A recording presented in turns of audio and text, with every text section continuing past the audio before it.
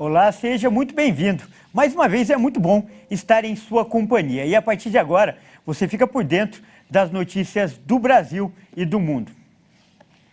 E olha só, eu começo essa edição com as manchetes dos sites dos principais jornais do país. Vamos então à Folha de São Paulo. Estados Unidos monitoram ligação entre o PCC e mineração ilegal de ouro na Amazônia. As informações foram passadas por um oficial do Tesouro. E agora o Estadão. Temperaturas despencam em São Paulo amanhã. Cidade deve registrar recorde de frio no ano. Em maio, a cidade chegou a marcar mínima de 7 graus. No valor econômico, Estados Unidos e Taiwan têm negociação comercial em meio à tensão com a China. A China recebe mais que o dobro das exportações vindas de Taiwan do que os Estados Unidos, segundo documentos oficiais revelados aí pelo jornal. E por fim, o Globo, Museu do 11 de Setembro em Nova York, fecha as portas após perdas financeiras durante a pandemia. A receita atual impede a manutenção de um espaço físico e o acervo será transferido para outra instituição. E olha só, a gente fala agora de economia e também de aviação. O direito à gestão do aeroporto de Congonhas foi arrematado por 2 bilhões e 450 milhões de reais em leilão realizado nesta quinta-feira. O leilão realizado pela Agência Nacional de Aviação Civil, na B3, contou ainda com a concessão de outros 14 terminais. Dividido em 3 blocos, o leilão concedeu terminais estabelecidos em 6 estados brasileiros. São eles São Paulo, Rio de Janeiro, Minas Gerais, Pará, Mato Grosso do Sul e Amapá.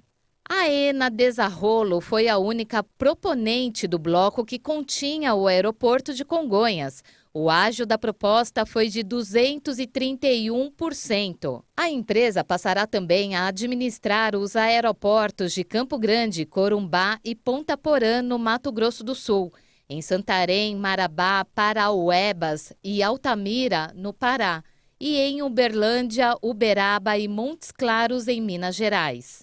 No primeiro bloco da licitação, os aeroportos do Campo de Marte, em São Paulo, e Jacarepaguá, no Rio de Janeiro, foram arrematados por 141 milhões e 400 mil reais pela XP Infra. E ainda falando de economia, as vendas nos shoppings cresceram no segundo trimestre. Os dados foram divulgados pela Associação Brasileira de Shopping Centers. E a repórter Maria Clara Leite traz os detalhes.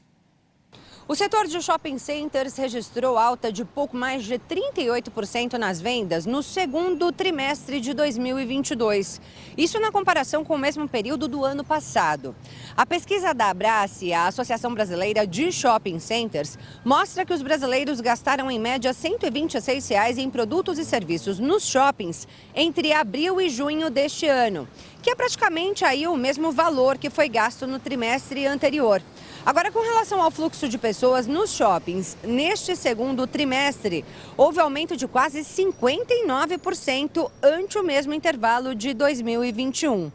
Pelos números, a Abrace avalia que o segmento não está apenas se recuperando dos danos causados ao longo da pandemia da Covid-19, mas está realmente numa fase de avanço, com expectativa de crescimento ainda maior neste segundo semestre, principalmente por causa das datas comemorativas, como o Dia dos Pais, que acabou de acontecer, o Dia das Crianças em outubro, a Black Friday em novembro e em dezembro, o Natal.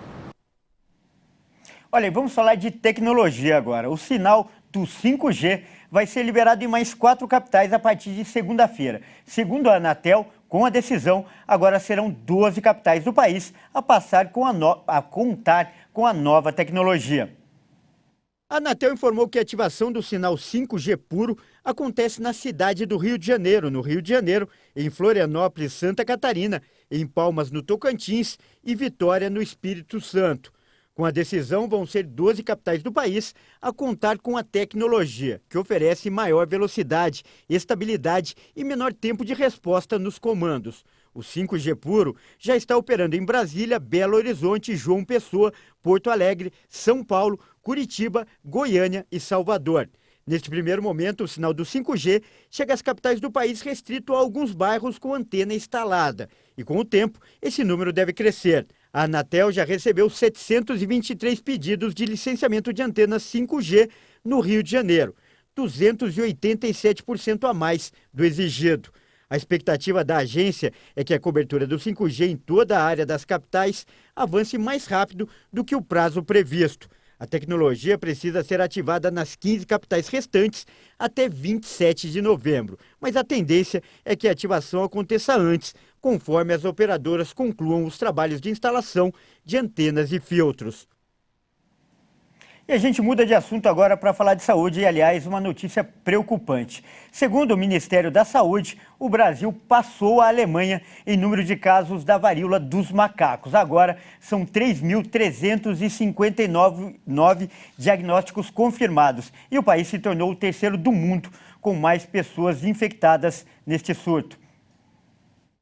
O país ultrapassa a Alemanha, que registra 3.213 casos. No Brasil, há outros 4.090 pacientes com suspeita da doença. À frente do ranking brasileiro estão os Estados Unidos com 13.517 diagnósticos e a Espanha, que tem 5.968 casos. O primeiro caso no Brasil foi registrado há algumas semanas após todos esses países em 8 de junho. O surto começou no início de maio, com pacientes no Reino Unido e na Espanha. O rápido avanço da doença no Brasil foi descrito novamente como preocupante pela Organização Mundial da Saúde. São Paulo é o estado com maior número de casos, 2.274. Em seguida aparecem Rio de Janeiro, com 389, e Minas Gerais, com 155. Vamos falar de futebol. Ontem foram definidos 3 dos 4 semifinalistas da Copa do Brasil. Mas quem vai contar essa história pra gente é o nosso comentarista esportivo, Leonardo Félix. Olá, Léo. Teve alguma surpresa aí nos resultados desses jogos? Olá, Kleber e amigos da HIT. Eu não acredito que tenham acontecido surpresas nessas quartas de final da Copa do Brasil. O Corinthians, por exemplo, saiu de uma desvantagem grande de 2 gols, é verdade, no jogo de ida em Goiânia, mas soube reverter com o apoio da torcida, 4-1, e finalmente o Yuri Alberto desencantou com a camisa do Corinthians. Acho que foi só trocar a camisa para o número 9, tirando a 7 que era do Luan, e agora as coisas começam a andar para o Yuri Alberto no timão, não é verdade?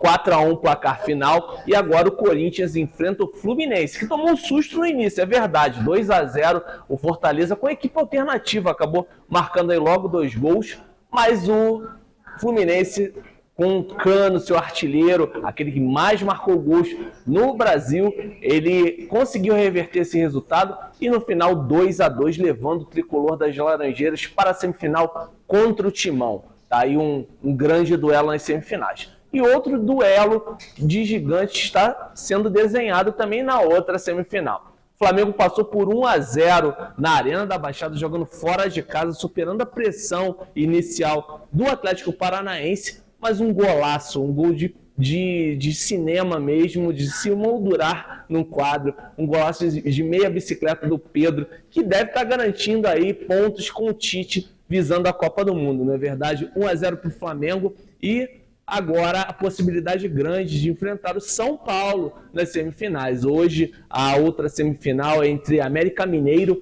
e São Paulo, lá no Estádio de Independência, em Belo Horizonte, vantagem do tricolor paulista, 1-0 na primeira partida. Então se desenha aí um outro duelo de gigantes, Flamengo e São Paulo nas semifinais. Teremos aí 4 times de Série A, mega campeões, disputando o tão almejado título da Copa do Brasil. Vamos aguardar, semana que vem já teremos as partidas de ida. É isso aí, Kleber e amigos da HIT. Volto num próximo programa. Até a próxima. Grande abraço. Mais uma vez, muito obrigado, Léo. E olha aí, promessa de grandes jogos pela frente. E ainda falando de futebol, a FIFA anunciou nesta quinta-feira que o número de ingressos vendidos para as partidas da Copa do Mundo do Catar chegou a 2.450.000 antes da fase final de vendas prevista para o evento. Durante uma nova fase de vendas organizada de 5 de julho a 16 de agosto, foram vendidos mais de 520 mil ingressos adicionais. Torcedores de Alemanha, Arábia Saudita, Argentina, Brasil, Catar, Emirados Árabes Unidos, Estados Unidos, França, Inglaterra e México lideram o ranking de países que mais compraram ingressos. Para os jogos da fase de grupos, a Federação Internacional especifica que os duelos de maior sucesso foram os jogos entre Camarões e Brasil, Brasil e Sérvia, Portugal e Uruguai, Costa Rica e Alemanha e Austrália e Dinamarca. Em junho, os organizadores informaram uma demanda recorde por ingressos, com um total de 1.200.000 vendidos. Há pouco mais de 3 milhões de ingressos disponíveis para a Copa do Mundo do Catar. Mais de 1 milhão de visitantes são esperados no país, a primeira nação árabe a sediar a competição. Uma fase final de venda, chamada de último minuto, está agendada à medida que o torneio se aproxima. Bom, e essa edição fica por aqui. Eu agradeço por sua companhia e convido a continuar ligado em nossa programação. Até mais!